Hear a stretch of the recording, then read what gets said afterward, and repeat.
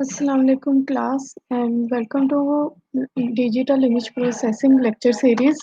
हम लोग image processing का मिड टर्म हो गया है। फाइनल टर्म हम लोगों ने स्टार्ट किया था। फाइनल टर्म में हम लोगों का आज सेकंड लेक्चर है डिजिटल इमेज प्रोसेसिंग का, जो कि ओके, आज हमारा सेकंड लेक्चर है फाइनल टर्म लेक्चर सीरीज का, जिसमें हम लोग पहले देखेंगे कि लास्ट लेक्चर में हम लोगों ने क्या पढ़ा। देन हम लोग आज के लेक्चर के बारे में डिस्कस करेंगे। अगर मैं थोड़ी-सी रिवीजन करवा दूँ कि लास्ट लेक्चर में हम लोगों ने क्या पढ़ा था और किससे हम लोगों ने बात की थी, तो लास्ट लेक्चर में हम लोगों ने ज़ूमिंग के बारे में पढ़ा था।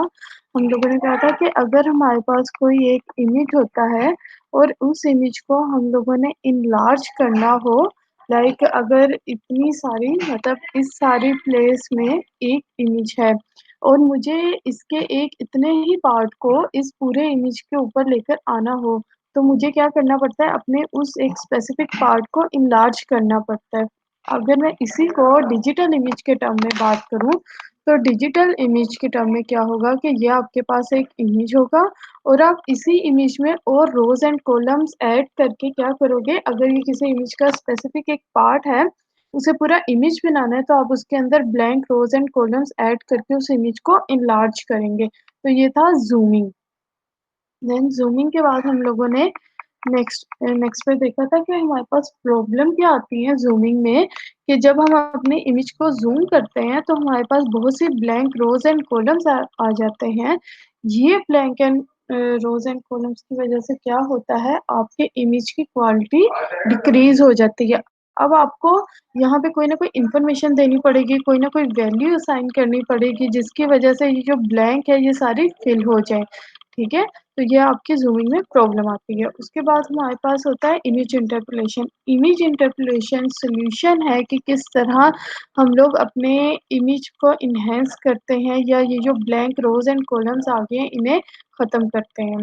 उसके बाद हम लोगों ने देखा था कि टाइप ऑफ इंटरपोलेशन के आपके पास कितने तरह के इंटरपोलेशन होते हैं। हमारे पास नेचुरली हम लोगों ने बात की थी कि हमारे पास यूजुअली 2 तरह के इंटरपोलेशंस होते हैं। एक होता है एडप्टिव इंटरपोलेशन और एक होता है नॉन एडप्टिव इंटरपोलेशन।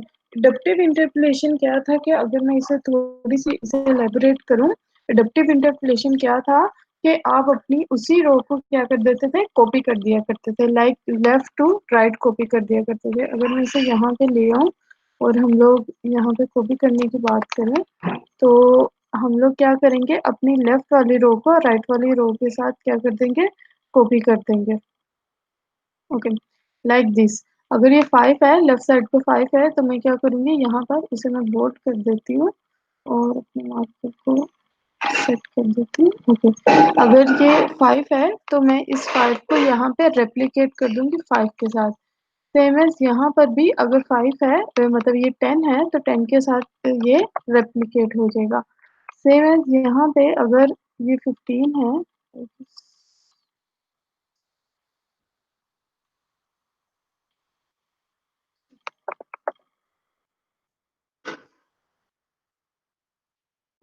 अगर ये 10 है, तो ये 10 इसके साथ रेप्लिकेट हो जाएगा।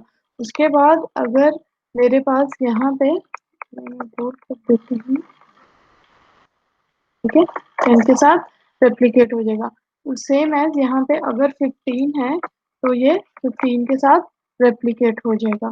तो ये सिंपल सी आपके पास एक अडप्टिव टेक्निक थी जो हम लोगों ने पढ़ी थी, कि आपके पास क्या होता है, लेफ्ट टू राइट आप मूव करते हो और सारी वैल्यूज़ क्या हो जाती हैं, उसके साथ रेप्लिकेट हो जाती हैं। ये होता है 1 टू 1, पिक्सेल टू पिक्सेल। तो सबसे पहले आप इसमें एक पूरा कॉलम अपना करते हो, उसके बाद आप यहाँ पे क्या करोगे, टॉप डाउन यहाँ पे भी रेप्लिकेट करोगे। लाइक आपकी ये पूरी रो है, ये रो कैसे आपकी रेप्लिकेट होगी, अगर आपका यहाँ पे कॉलम रेप्लिकेट हुआ है 10 एंड 15 और अब आप यहाँ पर आ गए, आपने अपनी रो रेप्लिकेट करनी है, तो आपकी रो कैसे रेप्लिकेट होगी, अपवर्ड से, कि लाइक 5 है, तो यहाँ 5 के साथ रेप्लिकेट हो जाएगी। देन ये भी 5 के साथ, उसके बाद ये 10 के साथ, अगेन 10 के साथ, देन 15 के साथ, उसके बाद 15 के साथ एंड देन 20 के साथ। तो ये हम लोगों ने लास्ट टाइम सिंपल सी टेक्निक देखी थी कि हम लोग क्या करते हैं, अपने रोज एंड कॉलम्स को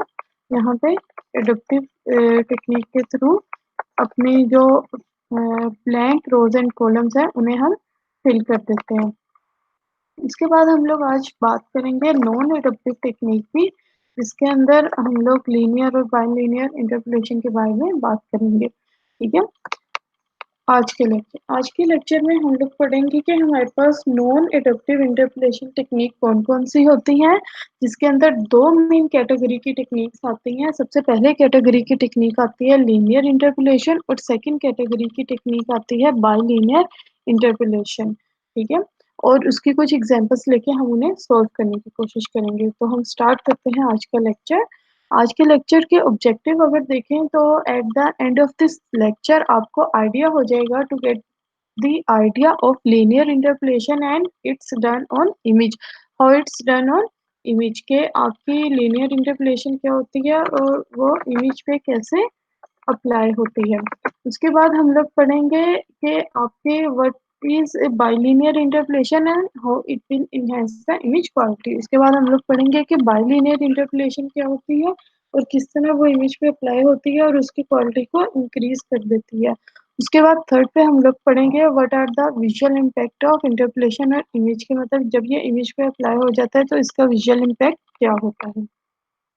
इंटरपोलेशन, अगर हम सिंपल इंटरपोलेशन टर्म के बारे में बात करें कि इंटरपोलेशन होती क्या है, तो interpolation basically image interpolation occurs when you resize or distort your image from one pixel grid to another.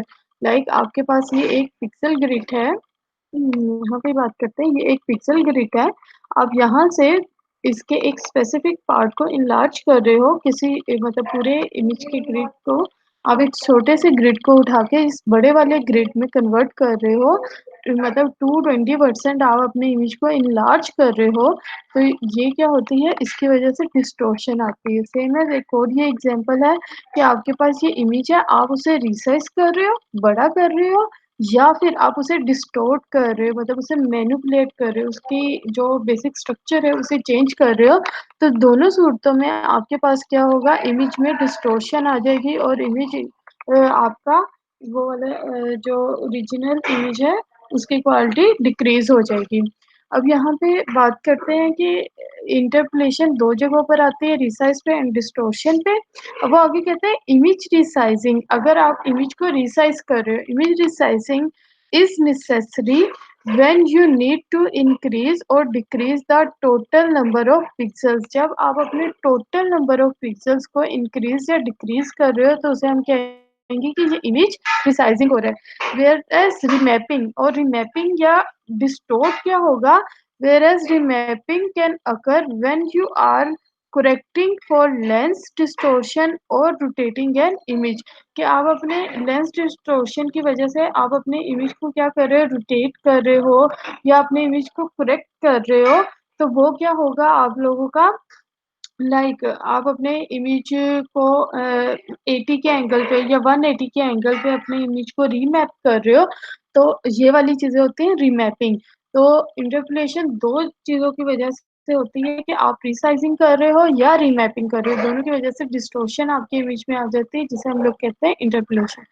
Okay, zooming refer to increase the quality of pixels. Zooming क्या करते हैं कि जब भी आप ज़ूमिंग करते हैं तो वो रेफर करता है कि आप अपने पिक्सेल्स की क्वालिटी को इंक्रीज करें, so that when you zoom an image you will say more details, ताकि जब आप उसे ज़ूम कर सकें तो आप उसके बहुत ज़्यादा डिटेल्स को, या जो उनकी इन डेप्थ डिटेल्स हैं जो नॉर्मली हम लोगों को नहीं नज़र आ रही, आप उन डिटेल्स को देख लें। ठीक है? अब यहाँ पे ये वाली एग्जांपल हम लोगों ने देख लिया, आप लोगों को आइडिया हो गया होगा। उसके बाद ये वाली एक और एग्जांपल है इंटरपोलेशन, लाइक एक टेक्स्ट लिखा हुआ है और वो एक स्पेसिफिक एरिया में है, एक स्पेसिफिक पिक्सल पर है। इसी को मैंने क्या कर दिया, इनलार्ज कर दिया। तो इनलार्ज करने से मुझे इंटरपोलेट करना पड़ा, उसके ब्लरनेस को ख़त्म करना पड़ा। उसी तरह ये भी एक इमेज है, उसका मैंने स्ट्रक्चर चेंज किया, उसे डिस्टॉर्ट कर दिया, तो उसमें भी मुझे क्या करना पड़ा, अपने इमेज को चेंज इंटरपोलेट करना पड़ रहा है। उसके बाद कहते हैं ये लाइक ये आपके पास एक और एग्जांपल देखते हैं, ओरिजिनल इमेज है। ओरिजिनल इमेज को उन्होंने क्या किया, 183% इनलार्ज कर लिया है। तो अगर खाली इनलार्ज कर लिया है तो ये देखिए बिफोर इंटरपोलेशन, अभी मैंने इंटरपोलेशन नहीं किया, अभी डिस्टॉर्शन है मेरे इमेज में, मैंने ज़ूमिंग किया है तो ये देखिए कितने आप लोगों के पास ब्लैंक स्पेसेस आ गई हैं, ब्लैंक सेल्स आ गए हैं, जिसकी वजह से आपका इमेज इतना सही नहीं रहा और ये वाला आपका इमेज बन गया जो कि इतना विजुअली इतना अच्छा इम्पैक्ट नहीं दे रहा। लेकिन जब हमने इस ब्लैंक स्पेसेस के अंदर इंटरपोलेशन ऐड कर दी है तो वो देखिए वो इसकी एग्ज़ैक्ट सही प्रेडिक्शन बन रहा है और बिल्कुल सही इमेज आपका क्रिएट हो रहा है। तो आपको जब भी आप ज़ूमिंग करेंगे इस तरह के डिस्टॉर्शन कर रहे हैं या अपने टेक्स्ट को एनलार्ज कर रहे हैं तो आपको इंटरपोलेशन की ज़रूरत होती है। अब हम अगर नॉन एडप्टिव इंटरप्रिटेशन की बात करें, तो नॉन एडप्टिव में सबसे फर्स्ट टाइप आती है जो हम लोगों ने पढ़नी है, उसे हम लोग कहते हैं लीनियर इंटरपोलेशन। सबसे फर्स्ट टाइप आती है लीनियर इंटरपोलेशन। इफ द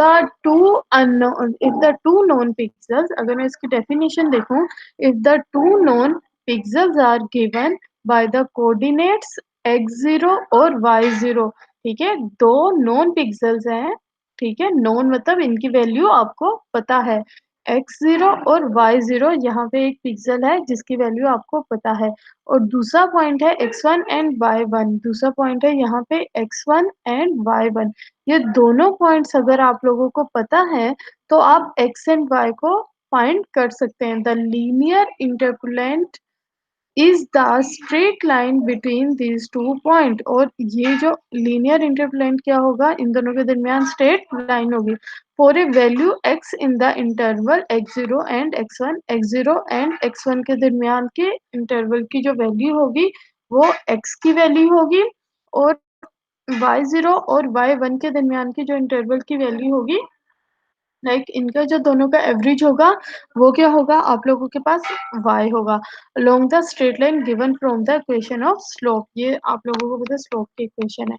अब अगर मैं इसे सिंपल इमेज के बारे में बात करूं या इमेज में हम लोग अगर इसकी एग्जांपल देखें कि हम लोग कैसे अप्लाई करते हैं इमेज पे, तो ये सिंपल सी एक बात है कि ये देखिए, अगर मैं यहाँ फर्स्ट से स्टार्ट करती हूँ तो बेसिकली ये मेरे पास क्या बन जाता है, ये मेरे पास बन जाता है एक्स नोट, ठीक है, और ये जो 10 है, ये 10 मेरे पास क्या बन जाएगा x1, ठीक है, और मुझे ये x0 और x1 के दरमियान की वैल्यू x फाइंड करना है, ठीक है, मुझे x0 और x1 के दरमियान की वैल्यू x को फाइंड करना है। तो मैं कैसे फाइंड करूंगी, सिंपल इसका मेथड है स्लोप का कि इन दोनों के दरमियान का इंटरवल फाइंड कर लूंगी। अब इन दोनों के दरमियान का इंटरवल कैसे फाइंड होगा, 10 प्लस 5, 10 प्लस 5 आप लोगों के पास क्या हुआ 15, 15 डिवाइडेड बाय 2। तो सिंपल से इसका फार्मूला है कि इन दोनों की एवरेज ले लेनी है। आपके पास एवरेज क्या आएगी, लाइक इधर अगर मैं लिख दूं तो आपके पास है 5 पहला सेल, दूसरा सेल है 10, तो ये इक्वल टू आया आपके पास 15 और 15 डिवाइडेड बाय 2, इसका आंसर होगा x is equal to 15 divided by like x is equal to 15 divided by 2, तो इसका आंसर आया 7.5। तो इस पिक्सल की वैल्यू है 7.5। अब मैं यहाँ पर आती हूँ, मुझे अब यहाँ पे अगर मूव करना है, लाइक अगर मुझे अब यहाँ पे वैल्यू फाइंड करनी है तो क्या होगा, 10 मेरे पास क्या बन जाएगा एक्स नोट और 15 मेरे पास क्या बन जाएगा x1। 10 क्या है x नोट और 15 क्या बन गया x1। मैं यहाँ पे वैल्यू पुट कर देती हूँ, मुझे अब किसका फाइंड करना है, 10 प्लस 15, ठीक है, तो 10 प्लस 15 मेरे पास क्या हुआ, यहाँ पर आया 25, 25 डिवाइडेड बाई 2, तो मेरे पास आ गई यहाँ पे 12.5। तो सिंपल मुझे इसकी वैल्यू फाइंड होगी।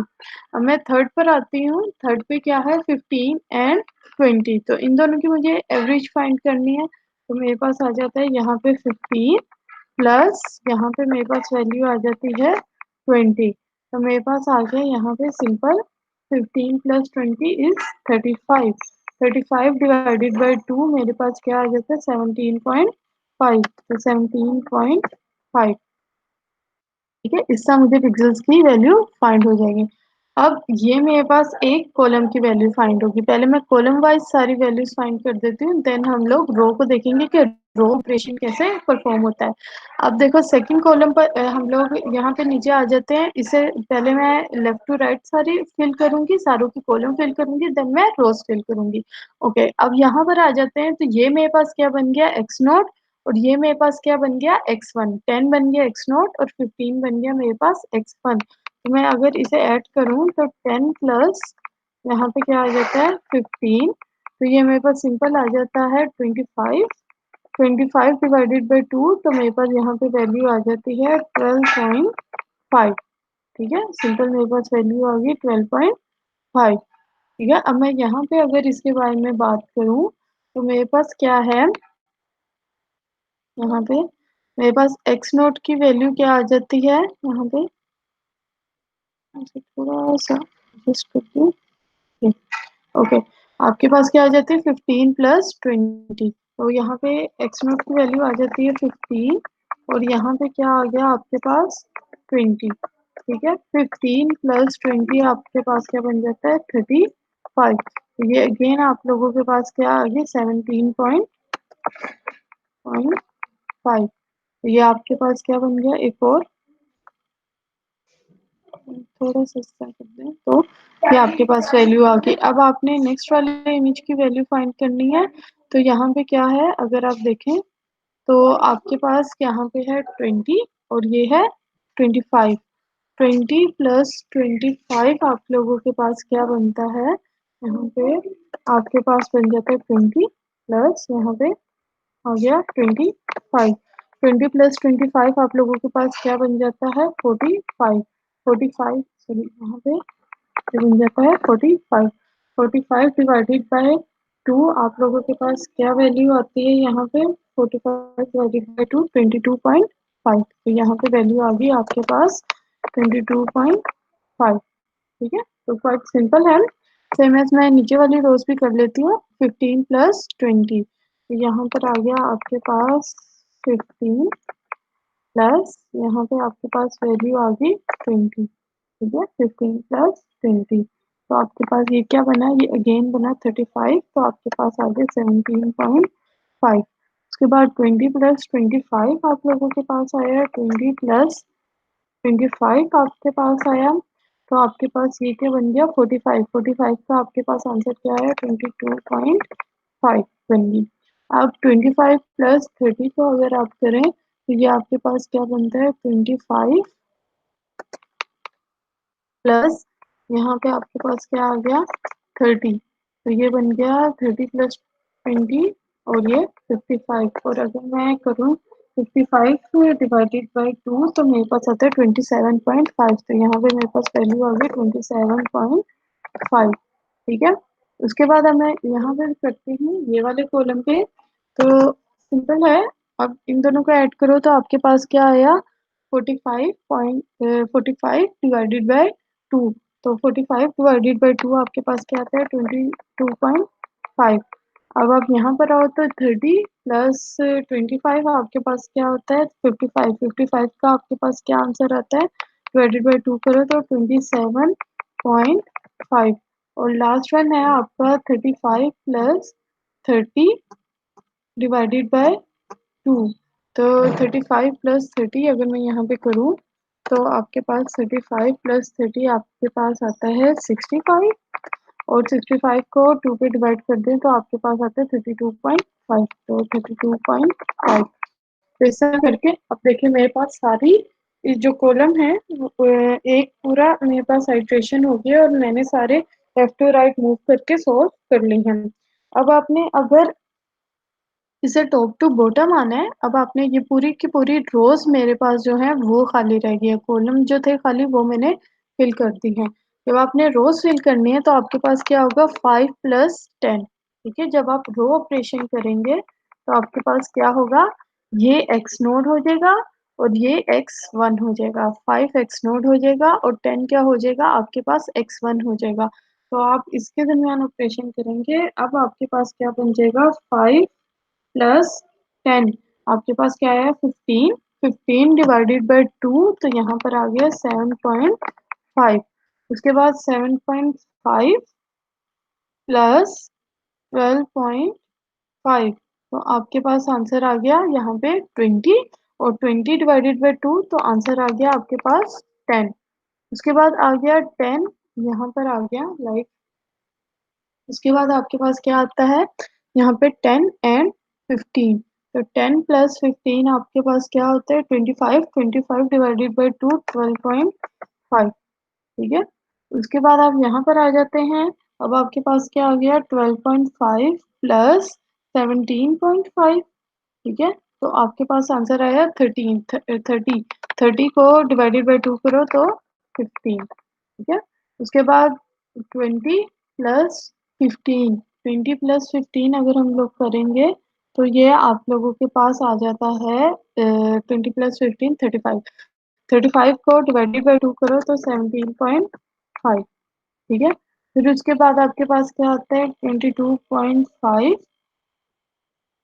22.5 प्लस 17.5, ठीक है। तो जब आप इधर ऐड करो तो आता है 40, 40 डिवाइडेड बाई 2 20, सेम एज इस वाली रो के पास आ जाएंगे। तो यहाँ पे क्या है 25 प्लस 20, 25 प्लस 20 डिवाइडेड बाय 2, तो ये आपके पास आ गया 22.5, ठीक है। उसी तरह ये देखिए किस तरह आपकी इमेज की जो ब्लैंक रोज एंड कॉलम्स हैं उनकी इंफॉर्मेशन फिल हो रही है। सेम एज आप नीचे वाली भी इंफॉर्मेशन फिल कर लेंगे कि आपकी किस तरह फिल होती है।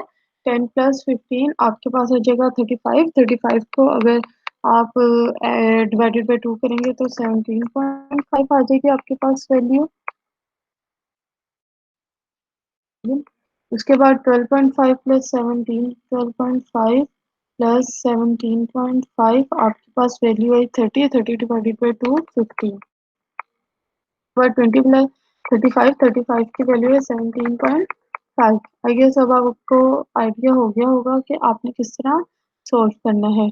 22 प्लस 5 प्लस 17.5, तो आपके पास वैल्यू आ गई 40, 40 डिवाइडेड बाई 2 20, और यहाँ पे 20 प्लस 25 डिवाइडेड बाय 2, तो यह आपके पास आ गई वैल्यू 22.5, ठीक है। उसी तरह 27.5 को अगर आप कर लो 27.5 प्लस 22.5, तो आपके पास आ गया 50 जिसका आया 25, ठीक है।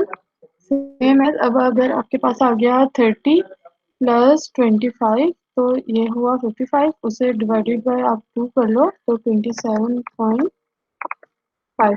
देखिए किस तरह आपकी सारी इंफॉर्मेशन सेव हो रही है। उसी तरह लास्ट वन को देख लेते हैं। 35 का आ गया 17.5, अगर मैं यहाँ पे करूँ 22.5 प्लस 17.5, तो आपके पास आ गया 40, 40 को डिवाइडेड बाई 2 करो 20, उसके बाद आ गया 45 का 22.5, उसके बाद यहाँ पे करो 27.5 प्लस 22.5, तो ये आ गया 50 जिसका आ गया 25। उसके बाद 30 प्लस 25 55, 55 को डिवाइडेड बाय आप 2 कर दो तो 27.5, और लास्ट वन आपके पास सेकंड लास्ट क्या आएगा 32.5 प्लस 27.5, तो ये आपके पास आ गया 60 जिसका आंसर आया 30। उसके बाद 35 प्लस 30 आपके पास 65, उसे डिवाइडेड बाई 2 करो, सिंपल 32.5। तो इस तरह आपकी ये पूरी इक्वेशन सॉल्व हो जाती है और आपके जो ब्लैंक रोज एंड कॉलम्स हैं वो सारे फिल हो गए हैं, ठीक है। तो क्वाइट सिंपल, और आई गेस आप लोगों को लीनियर इंटरपोलेशन समझ आ गई होगी। अब हम आगे देखते हैं कि इसका नेक्स्ट वन क्या होता है।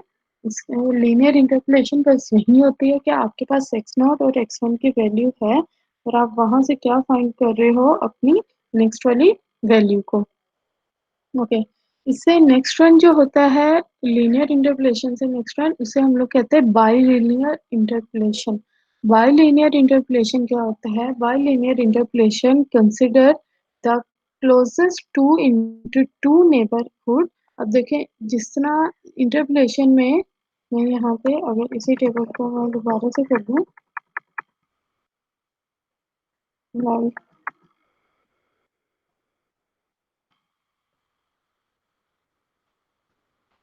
थोड़ा सा मैं आगे दोबारा से ले आऊँ, तो bilinear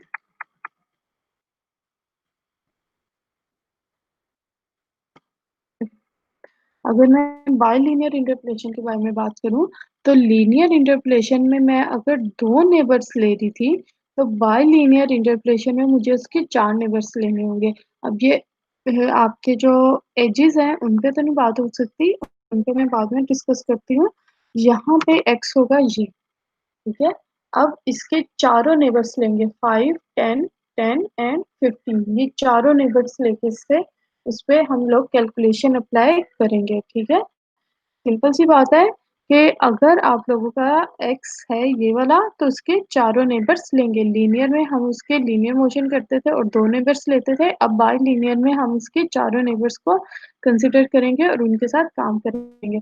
bye linear interpolation closest 2 into 2 neighbour के, अगर आप ये इसकी इमेज भी देखें, तो ये अगर एक इमेज है, तो इसके चारों जो पिक्सेल्स हैं उनकी एवरेज लेंगे, ठीक है? उसके साथ काम करेंगे। It then take the weightage average of 4 pixels, जो उनकी वेटेज एवरेज लेता है, मतलब एवरेज नहीं लेता, वेटेज एवरेज लेता है, जिसका पूरा फार्मूला है to arrive at its final interpolated value. This results in much smoother looking image than nearest neighboring। ठीक है, तो ये रिजल्ट जो है ये ज्यादा स्मूथर होता है देखने में, क्योंकि आप उसके नेबर्स के साथ काम कर रहे होते हैं। अभी हमने ग्रामर ये वाली पिक्चर को अगर आप देखें तो आपको ज्यादा क्लियर होगा कि अगर ये एक पिक्सल है, आपने जैसे फाइंड करना है, फॉर इंस्टेंस ये पिक्सल है एक्स एंड वाई, और इस एक्स एंड वाई की वैल्यू को हम लोगों को फाइंड करना है।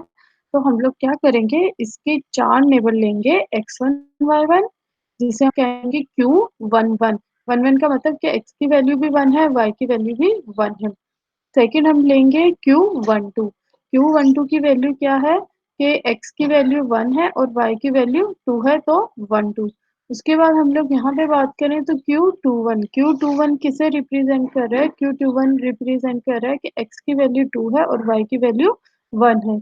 और ये वाला जो है Q22, ये क्या रिप्रेजेंट कर रहा है कि x की वैल्यू भी 2 है, y की वैल्यू भी 2 है। तो अगर मैं इसे इमेज पे देखूं, तो ये मेरे पास क्या बनेगा, ये मेरे पास बनेगा Q11, Q11, ये बनेगा Q21, ये बनेगा Q12 और ये बनेगा Q22। अगर मुझे इसके पर्सपेक्टिव से बात करनी, अगर ये x आ जाएगा, अगर इसकी बजाय मुझे इस x की वैल्यू फाइंड करनी है, तो इस वाले x में क्या हो जाएगा, ये 1 1 बन जाएगा, ये 2 1 बन जाएगा, ये 1 2 बन जाएगा और ये 2 2 बन जाएगा। एंड सिमिलरली सारे इमेज पे इसी तरह अप्लाई करेंगे। अब हम फर्स्ट वाले इसकी बात करते हैं कि अगर मैंने ये वाली वैल्यू फाइंड करनी हो, तो ये मेरे पास 4 वैल्यूज आ गई हैं, ठीक है? बाइलिनियर इंटरपोलेशन किस तरह इस पे अप्लाई होती है, तो ये मेरे पास चारों इसकी वैल्यूज आ गई हुई हैं और ये मेरे पास पिक्सल है, ठीक है? तो अब ये बाइलिनियर इंटरपोलेशन की वेटेज एवरेज फाइंड करने का ये एक स्टैंडर्ड फार्मूला है। तो अब हम इस स्टैंडर्ड में अपनी वैल्यूज को पुट करते हैं और हम लोग देखते हैं किस तरह हमें बाइलिनियर इंटरपोलेशन का आंसर मिलता है। ओके, अगर मैं यहाँ पर ले लूँ, ये मेरे पास इमेज था, इसकी वैल्यू थी, ठीक है? अब सबसे पहले मैं इसकी वैल्यू ले लेती हूँ कि इस वाले की इमेज की क्या आपके पास वैल्यू आएंगी। यहाँ पे ये पेस्ट करूँगी।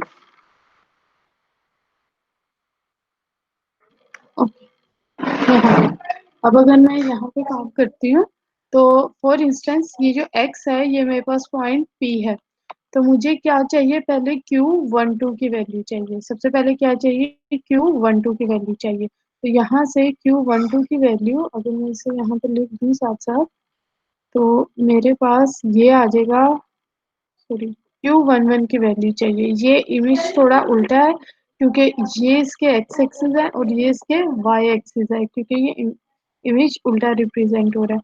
तो मैंने जो इमेज बनाया है, मैंने यहाँ पे अपने x एक्सिस रखा है और यहाँ पे मैंने अपना y एक्सिस रखा है, ठीक है? तो मेरे पास क्या होगा, अगर मैं इसे अच्छा मीट कर लूँ, ये मेरे पास क्या होगा, x होगा, ये मेरे पास क्या होगा, x2 होगा, ये मेरे पास क्या होगा, x1 होगा। सेम एज अगर मैं यहाँ पे बात करूँ, ये ये क्या होगा यहाँ पे? ये मेरे पास उसी तरह अगर ये वाला पॉइंट फाइंड करे तो ये y बन गया, ये y2 बन गया, रीजन से y1 बन गया, और ये वाला क्या बन गया, y2 बन गया। ठीक है, अगर मैं ऊपर से रख के बात करती हूँ x1 x2 तो तब भी सही है। अगर आपको यहाँ पे कंफ्यूजन हो रही है तो हम लोग उस तरह करके भी कर सकते हैं कि लाइक हम लोग ऐसे कर सकते हैं। मैं इसे x रख देती हूँ ताकि आप लोगों का ये मैप ठीक हो जाए।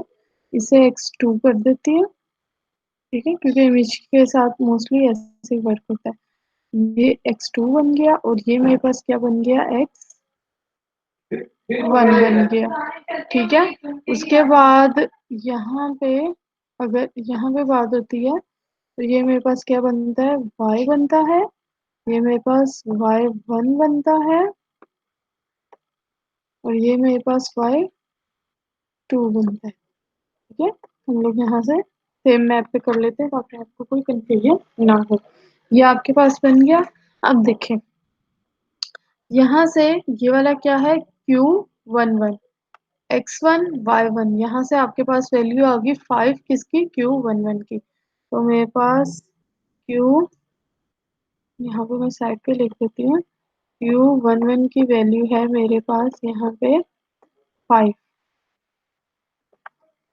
ठीक है, उसके बाद मैं आगे बात करती हूँ Q21 की वैल्यू मेरे पास आ गई है, 21 की वैल्यू मेरे पास क्या आ गई है यहाँ पे, Q21 की वैल्यू मेरे पास यहाँ पर आ गई है 10। ठीक है, Q21 की वैल्यू आ गई 10।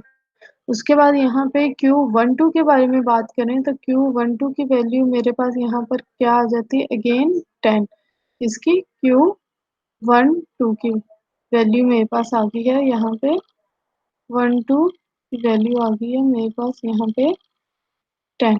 ठीक है, उसके बाद Q22 के बारे में बात कर लेते हैं कि Q22 की वैल्यू क्या है। Q22 की वैल्यू मेरे पास यहाँ पे अगेन क्या आ जाती है, y2, और x2 की वैल्यू मेरे पास आ जाती है 15। ठीक है, तो इसकी वैल्यू भी आ गई। अब देखिए यहाँ से Q11 की वैल्यू आ गई, 21 की आ गई, 12 की आ गई, 22 की आ गई। अब मुझे अगर यहाँ पे पिक्सल, ये वाला पिक्सल अगर फाइंड करना है, ई से मैं कह रही हूँ, ये मुझे फाइंड करना है, तो इसके लिए मुझे क्या चाहिए, x2 x y2 y x1 y1। इसका मतलब मुझे इसके साथ साथ यहाँ पे और क्या क्या वैल्यूज चाहिए, मुझे x1 की भी चाहिए,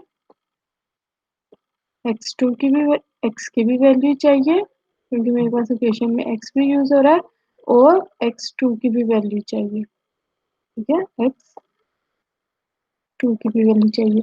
उसी तरह यहाँ पे y1 की भी वैल्यू चाहिए मुझे, y की भी वैल्यू पता होनी चाहिए मुझे। ठीक है, और यहाँ पे y2 की भी वैल्यू पता होनी चाहिए। तो ये वैल्यू क्या होती है बेसिकली, अब देखो x क्या होता है, इसका सेल नंबर होता है। तो अगर मैं स्टार्ट करूं यहाँ पे 0 0 से इसके स्टार्ट करें कि 0 रो एंड 0 कॉलम है। ठीक है, तो यहाँ से क्या हो जाएगा, ये 0 रो 0 कॉलम, ये 0 रो फर्स्ट कॉलम, ये क्या आ जाएगा, 0 row second column, 0 row second column. ठीक है, उसी तरह यहाँ पे हम लोग बात कर लें, ये मेरे पास क्या बन जाता है, first row 0 column, first row first column. उसके बाद ये क्या बन जाता है मेरे पास, फर्स्ट रो सेकंड कॉलम। ठीक है, और ये क्या मेरे पास बन जाता है, सेकंड रो 0 कॉलम, ये क्या बन जाता है, सेकंड रो फर्स्ट कॉलम, और ये क्या बन जाता है, second row and second column. ठीक है, तो यहाँ से आपको वैल्यू मिलती है एक्स एंड वाई की, ये बेसिकली कोऑर्डिनेट्स है। अब देखो ये बता रहा है x1 और y1 की वैल्यू क्या है, 0 0, मतलब x1 की वैल्यू भी क्या है आपके पास 0, और y1 की वैल्यू भी क्या है आपके पास 0। अब ये बताता है, आगे चलते हैं तो आगे ये कहता है कि y1 आपके पास 0 है और x आपके पास क्या है 1। y1 0 है और x आपके पास क्या है यहाँ पे 1। ये क्या बता रहा है, ये कह रहा है y1 0 है और x2 क्या है 2। y1 0 है और x2 की वैल्यू क्या है आपके पास 2। इधर यहाँ पर आते हैं, ये कहता है y की वैल्यू क्या है, x की वैल्यू क्या है, सॉरी, ये आपके पास बनता है, हाँ, ये कहता है y की वैल्यू 1 है और x1 की वैल्यू 0 है। x1 की वैल्यू 0 है और y की वैल्यू क्या है आपके पास 1। तो बाद ये कहता है x एंड y की दोनों की वैल्यू 1 है, ठीक है, x एंड y की वैल्यू 1 है। और फिर ये कहता है कि x की वैल्यू 1 है, x2 की वैल्यू, सॉरी, ये बनता है 2 एंड, हाँ, y की वैल्यू 1 है, x2 की वैल्यू 2 है, y की वैल्यू 1 है, x2 की वैल्यू 2 है, ठीक है। अब यहाँ आ जाते हैं, ये कहता है y2 की वैल्यू 2 है और x1 की वैल्यू 0 है, x1 की 0, y2 की 2। तो इस सेल से आप लोग इजीली इसकी वैल्यूज को गेट कर सकते हैं, ठीक है। तो मैं एक इसके सेल की वैल्यू गेट कर लिया, इस तरह बाकी भी आप कोऑर्डिनेट्स की वैल्यू इस मैट्रिक्स में गेट कर सकते हो। अब आपके पास आ गई सारी वैल्यूज, इन सारी वैल्यूज को इस फार्मूले के अंदर पुट करते हैं एंड देन हम देखते हैं कि हमारा आंसर क्या निकलता है। तो मैंने यहाँ पे ये पूरा इक्वेशन लिया और अब मैं इसके अंदर वैल्यूज को पुट करना शुरू करती है। अब अगर मैं यहाँ पे देखूँ अपना फार्मूला, तो इस फार्मूले में सिंपल सी एक चीज़ है कि आप देखें कि इसमें जो आप लोगों के फ्रैक्शन की नीचे वैल्यूज आ रही हैं, ये वैल्यू आपकी सेम है। तो मैं इसे कॉमन ले सकती हूँ, मैं इसे कॉमन ले लेती हूँ कि 1 डिवाइडेड बाय, यहाँ पे 1 divided by x2 minus x1, यहाँ पे 1 divided by x2 minus x1, और यहाँ पे y2 माइनस y1, है। ये आपके पास क्या आ गया, कॉमन आ गया पूरी इक्वेशन में से, क्योंकि ये सारों में हो रहा है। तो बाकी आपके पास जो इक्वेशन बन गई, वो आपके पास इक्वेशन क्या बनी यहाँ पे, x2 माइनस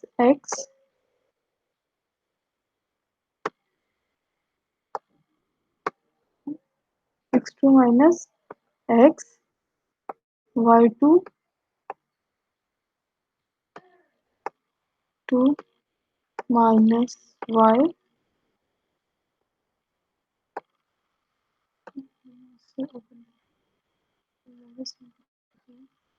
ठीक है, यहाँ से क्यूब 1 1,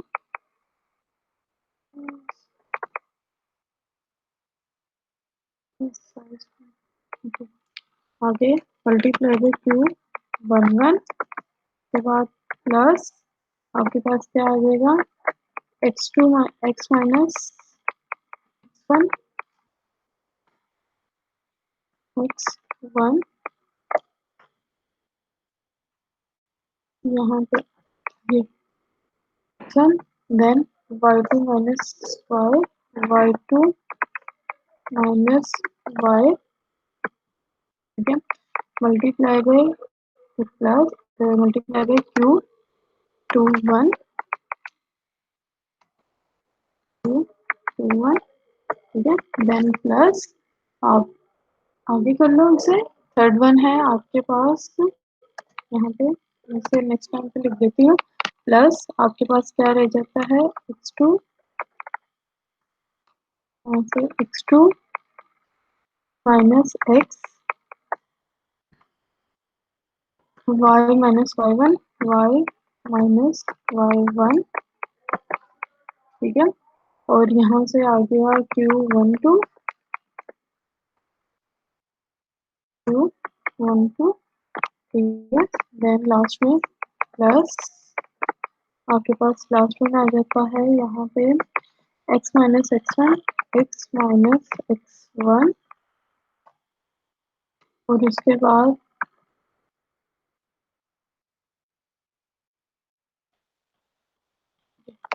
y माइनस y1,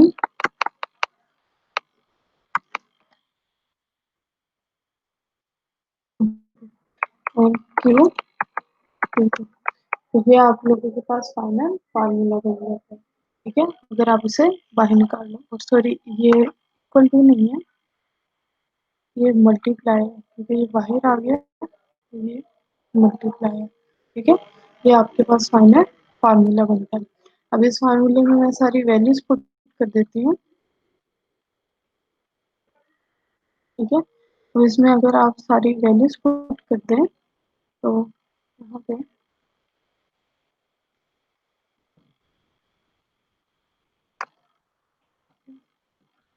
यहाँ पे अगर मैं इसकी सारी वैल्यूज पुट कर दूँ तो आ जाता है 1 डिवाइडेड बाय, आपके पास x2 की वैल्यू क्या है, यहाँ से x2 की वैल्यू आपको मिल गई 2, तो 2 माइनस 0, 2 माइनस 0, इस फॉर्मूले में सारी वैल्यूज पुट कर दें आप।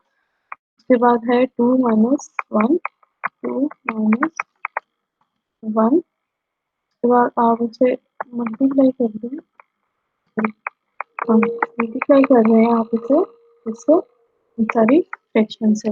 ये फ्रैक्शन क्या है, मैं इस वैल्यूज पुट कर देती हूँ। x2 की वैल्यू है आपके पास 2, 2 माइनस x की वैल्यू है 1,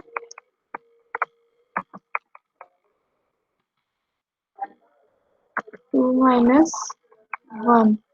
ठीक है, और y2 की वैल्यू आपके पास क्या है 2 माइनस, आप लोगों के पास y की वैल्यू यहाँ से यहाँ पे क्या आ जाती है, सॉरी y की वैल्यू यहाँ पे आपके पास आ जाती है 1। तो ये आप लोगों के आपके पास एक वैल्यू आ गई।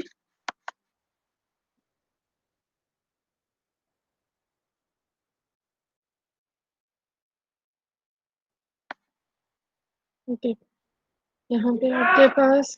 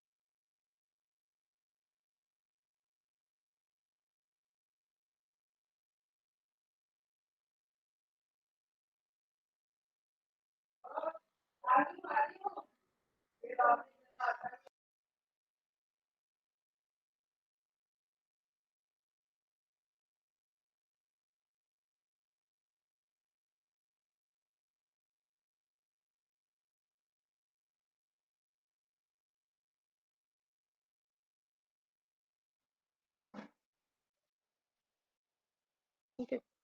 मैंने क्या किया यहाँ पे, सबसे पहले मैंने x2 की वैल्यू पुट की 2 माइनस x की वैल्यू पुट की 1। अब y2 की वैल्यू पुट की जो है मेरे पास 2 माइनस y की वैल्यू पुट की 1। q11 की वैल्यू पुट की जो मेरे पास है 5। यहाँ पे मैंने सारी वैल्यूज लिखी हुई हैं।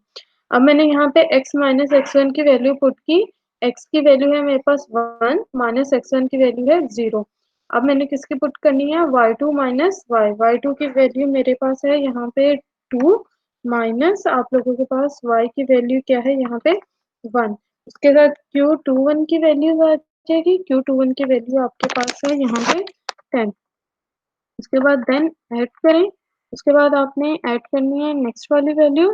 तो आपके पास क्या है, x2 माइनस x2 की वैल्यू आपके पास है 2 माइनस x की वैल्यू आपके पास है यहाँ पे 1। उसके बाद y माइनस y1। अब आपके पास क्या है, y माइनस y1, ये वाली वैल्यू पुट करनी है। तो y की वैल्यू आपके पास है 1 माइनस y1 की वैल्यू है 0। तो और q12 की वैल्यू आपके पास है यहाँ पे 10। उसके बाद आप प्लस करें, लास्ट वन वैल्यू हम लोग ऐड कर देते हैं। लास्ट वन वैल्यू आपके पास क्या है, x माइनस x1। x की वैल्यू आप लोगों के पास क्या है 1 माइनस x1 की वैल्यू है आपके पास 0। उसके बाद y माइनस y1, y की वैल्यू है 1 माइनस y1 की वैल्यू है आपके पास 0। उसके बाद q22 की वैल्यू आपके पास है 15। तो ये सारी इक्वेशन है, आप इसे सोल्व कर सकते हैं। इसे कैलकुलेटर पे सोल्व करें, देन आपके पास क्या हो आ जाएगा, एक पिक्सल की वैल्यू आ जाएगी जो आप यहाँ पे जाके एक्स की वैल्यू में यहाँ पे फाइंड कर देंगे। तो इस तरह बाय लीनियर इंटरपोलेशन के साथ आप काम करते हैं। अब यहाँ पे क्वेश्चन आता है कि अगर आपके पास यहाँ पे एजेस के ये वैल्यूज हैं, पॉइंटर्स हैं, तो आप किस तरह काम करेंगे। लाइक ये वाला एज है, ठीक है, ये वाला पॉइंटर है, तो आप किस तरह काम करेंगे। तो इस वाले पॉइंटर के लिए जब आपने नीचे वाले अंदर वाले सबसे पहले फिल करने हैं, तो जब आपके पास ये वाला बाइलिनियर इंटरपोलेशन है, तो जब आपके पास ये वाला x रह जाएगा, तो इस x के लिए ये वाली और ये वाली वैल्यूज, लाइक अगर ये आपके पास पॉइंट है, तो ये देखें ये h पॉइंट है, तो फिर ये स्टार्ट की ये वाली वैल्यू खत्म होंगी, आपके पास सिर्फ ये नीचे वाली दो वैल्यूज रह जाएंगी। लाइक ये पॉइंट है, तो ये वाली वैल्यू Q12 और Q22 की वैल्यू रह जाएंगी। तो आपने बाकी सारों को एलिमिनेट कर देना है, उन सबको जीरो कर देंगे, क्योंकि Q11 की वैल्यू भी नहीं होगी, Q21 की वैल्यू भी नहीं होगी। तो ये दोनों एलिमिनेट हो जाएंगे, फिर आप इन दोनों के साथ इसकी वैल्यू कैलकुलेट कर सकते हैं। तो इस तरह आप एजेस के साथ भी काम कर सकते हैं, एजेस की वैल्यू को भी आप कैलकुलेट कर सकते हैं। तो अब आप लोगों की असाइनमेंट है, ये आप लोगों ने मंडे को मुझे सबमिट करवानी है। इस असाइनमेंट के अंदर आप लोगों ने ये जितनी भी आप लोगों का ये जो इमेज है, इस पे आपने बाइलिनियर इंटरपोलेशन प्रोवाइड करनी है। असाइनमेंट आप लोगों की क्लासरूम में आपको असाइन हो जाएगी। अब आप इसे वर्ड में कर